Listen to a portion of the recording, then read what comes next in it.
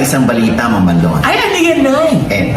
Eto na nga, Nay! Nako, kahit nga hindi natuloy ang kasal ni Vincent Cotbay Alonzo, mahal pa rin daw ni Vincent si Bea.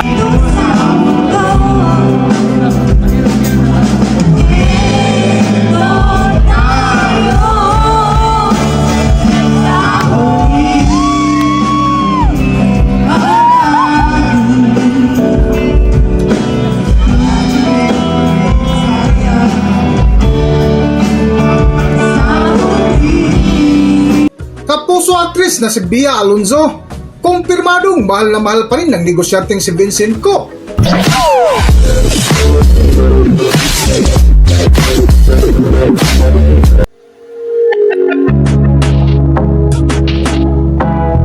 Welcome back to Philippine Celebrity Broadcast.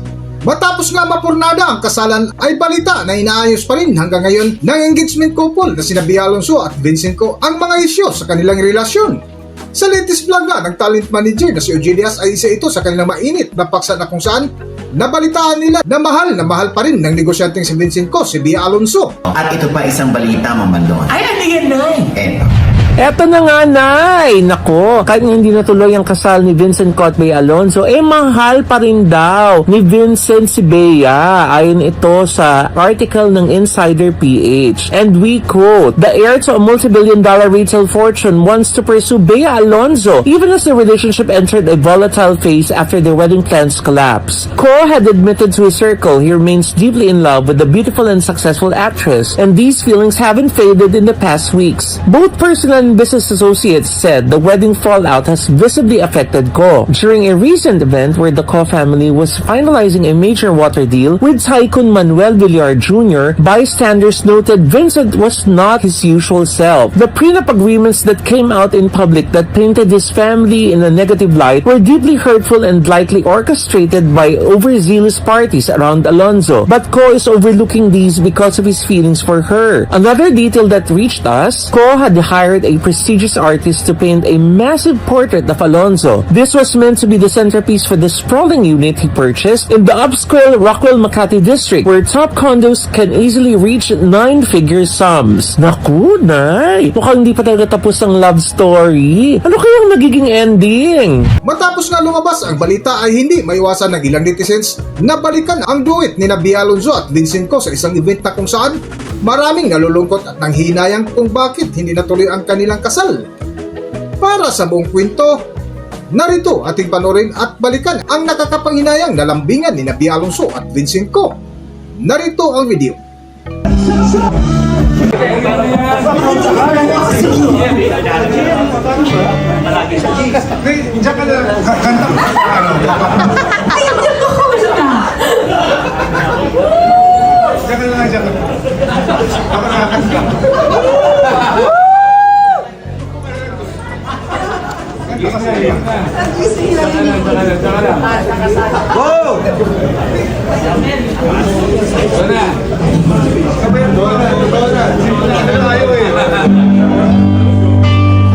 Pasensya na po kayo.